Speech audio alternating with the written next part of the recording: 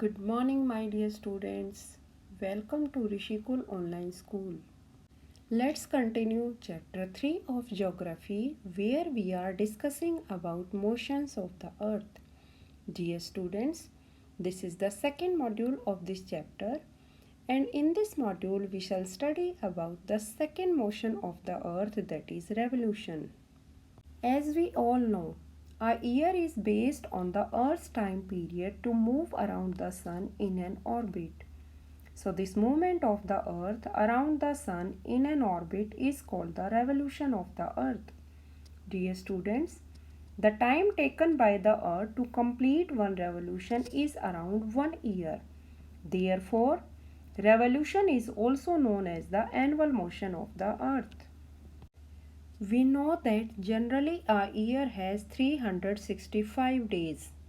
Actually, the Earth takes 365 days and 6 hours to complete one revolution around the Sun.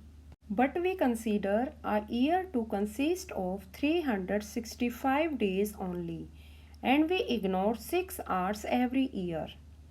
These extra 6 hours are added for 4 years to make 24 hours, which is a complete day. This one day is added to the month of February of every 4th year. So, every 4th year of February has 29 days instead of 28 days. Dear students, this 4th year is called a leap year, which has 366 days. Now, apart from a leap year, let me see other effects of revolution of the Earth. Dear students, as we all know, our Earth revolves around the Sun in a fixed elliptical orbit. That's why throughout the revolution of the Earth, the tilt of the axis of the Earth is in the same direction. So dear students, due to the inclination of the Earth's axis at a fixed angle and also due to the revolution of the Earth, seasons are caused and a year is divided into 4 seasons. These are winter, spring, summer and autumn. Look at this figure and notice. On 21st June, the northern hemisphere is tilted towards the Sun.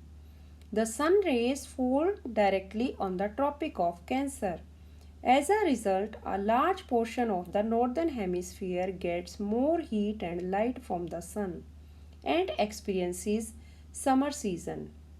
At the same time, in the southern hemisphere, all these conditions are reversed. It means it is winter season there. So this position of the Earth is called the summer solstice, which is observed on 21st June. On 22nd December, the Tropic of Capricorn receives direct sun rays and the southern hemisphere is tilted towards the Sun. As a result, southern hemisphere receives more heat and light. Therefore, it experiences summer season. And the reverse happens in the northern hemisphere. So this position of the Earth is called the winter solstice, which is observed on 22nd December. On 21st March and 23rd September, the sun rays fall directly on the equator.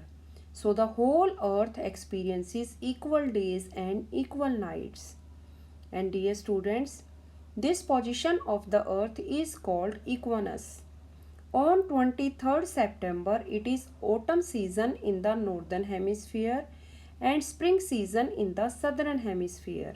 Similarly, on 21st March, it is spring season in the northern hemisphere and autumn season in the southern hemisphere. So dear students, that was all about this chapter. Thank you.